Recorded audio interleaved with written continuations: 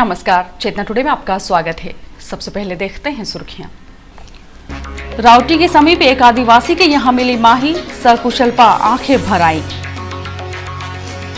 10वीं और 12वीं का रिजल्ट निराशाजनक, केवल एक विद्यार्थी मेरिट में। और क्रिकेट बुकी के यहां छापे में करीब 1.5 करोड़ की अघोषित आय उजागर।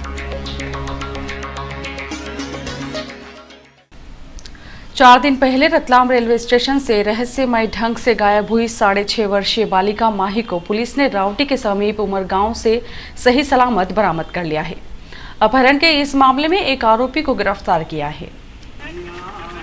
माही को पुलिस रतलाम लेकर पहुंची, जिसे सीधे पुलिस अधीक्षक के बंगले पर ले जाया गया।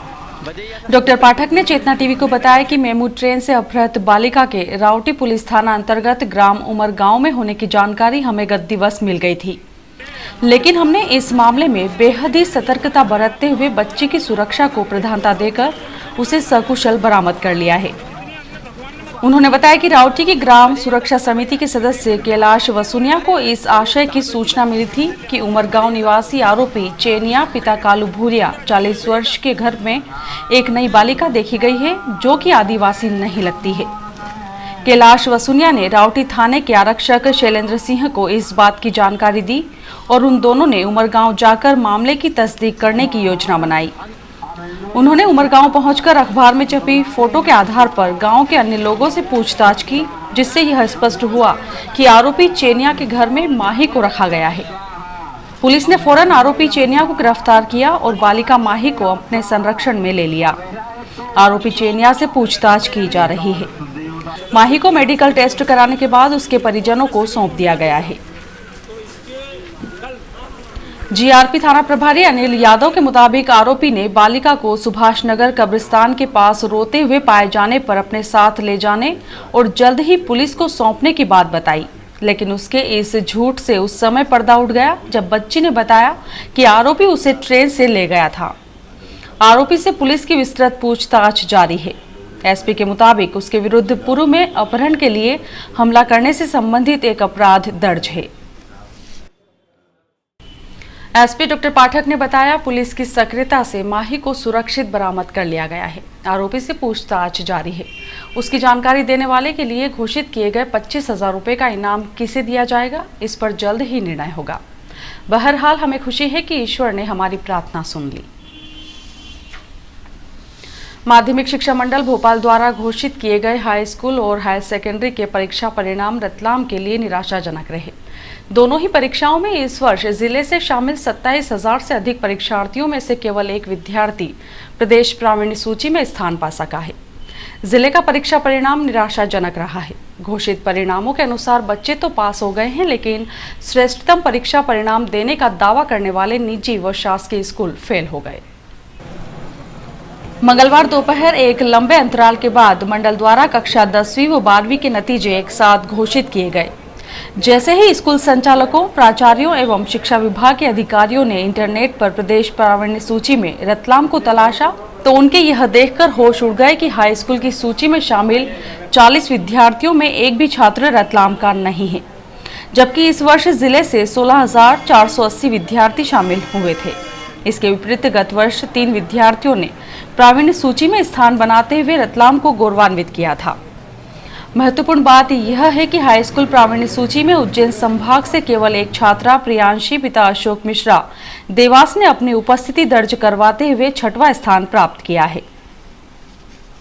इसी तरह हायर सेकेंडरी परीक्षा में गणित, वाणिज्य, कृषि, ललित कला एवं गृह विज्ञान तथा विज्ञान जीव समूह में जिले से कुल 10,832 परीक्षार्थी शामिल हुए थे, जिसमें से उत्कृष्ट विद्यालय के गणित समूह के छात्र तन्मय सिंह झाला ने प्रदेश प्रावीण्य सूची में 9वां स्थान प्राप्त किया है, जबकि अन्य समूह में रतलाम जिले को निराशा हाथ लगी है। इन परीक्षा परिणामों ने निजी विद्यालयों के सामने भी नई चुनौतियां खड़ी करते हुए उनके दावों की पोल खोलकर रख दी है।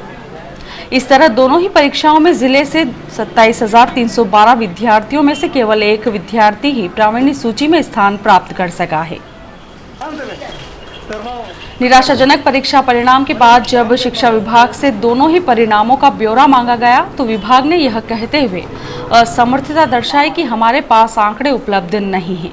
इतना ही नहीं, छात्रों और छात्राओं का पृथक पृथक परीक्षा परिणाम व प्रतिशत बताने से भी इनकार कर दिया। परीक्षा परिणामों के संबंध में जब हमने जिला शिक्षा अधिकारी जेके शर्मा से चर्चा की तो उन्होंने स्वीकार किया कि इस बार परिणाम अपेक्षाकृत अच्छे नहीं रहे हैं। पिछले वर्ष की तुलना में इस मर्तबा परिणाम बेहद ही खराब रहा है। यह स्थिति क्यों बनी, इस पर गंभीरता से चिंतन मनन किया जाएगा। हालांकि उत्कृष्ट स्कूल ने एक बार फिर अपनी उत्कृष्टता सिद्ध की है। क्रिकेट बुकी राकेश सकलेचा की फर्म जेएमडी बुलियन पर सोमवार को आयकर विभाग द्वारा मारे गए छापे में 1 करोड़ 15 लाख रुपए की कर चोरी सामने आई है। हालांकि आयकर विभाग ने राकेश के अन्य 2 पार्टनरों को बिल्कुल भी नहीं छेड़ा, वरना और भी बड़े घपले सामने आते। आयकर सूत्रों से मिली जानकारी के अनुसार जेएमडी बुलियन पर किया गया सर्वे असल में किसी अन्य स्थान पर की गई कार्रवाई के तारतम्य में किया गया था, इसलिए इसकी कोई पूर्व तैयारी नहीं की जा सकी थी। आयकर विभाग के स्थानीय कार्यालय को कल दोपहर ही इस बारे में निर्देश मिले थे और निर्देश मिलते ही आयकर विभाग की टीम ने जेएमडी पर छापा मार दिया।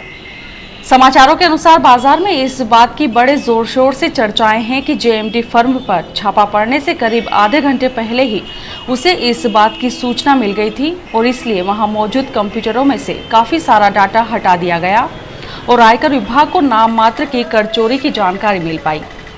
यदि जेएमडी बुलियन के संचालकों को छापे की पूर्व जानकारी नहीं होती तो बहुत बड़ा घपला सामने आ सकता था।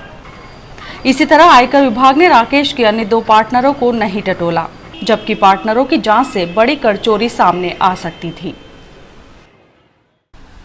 पूर्व प्रधानमंत्री स्वर्गीय राजीव गांधी का पुण्य स्मरण रतलाम जिला शहर कांग्रेस कमेटी द्वारा बाल चिकित्सालय में उपचाररत मरीजों की सेवा करते हुए मनाया गया। अध्यक्ष डॉक्टर राजेश शर्मा सहित उपस्थित कांग्रेस जनों ने स्वर्गीय गांधी के चित्र पर माल्यार्पण करते हुए श्रद्धा सुमन अर्पित किए। यहां कांग्रेस जनों ने देश को सूचना एवं प्रौद्योगिकी के क्षेत्र में अग्रणी बनाने वाले स्वर्गीय गांधी के बताए पदचिन्हों पर चलने का संकल्प दोहराया। इधर आतंकवाद विरोध दिवस पर मानव जीवन मूल्यों को खतरा पहुंचाने वाली और विघटनकारी शक्तियों से लड़ने की शपथ निगम आयुक्त सोमनाथ झारिया द्वारा दिलाई गई। पूज्यपाद स्वामी श्री चिदंबरानंद जी महाराज श्रीमद् भागवत कथा महोत्सव की पूर्णाहुति उपरांत धर्मसु नगरी से प्रस्थित हुए।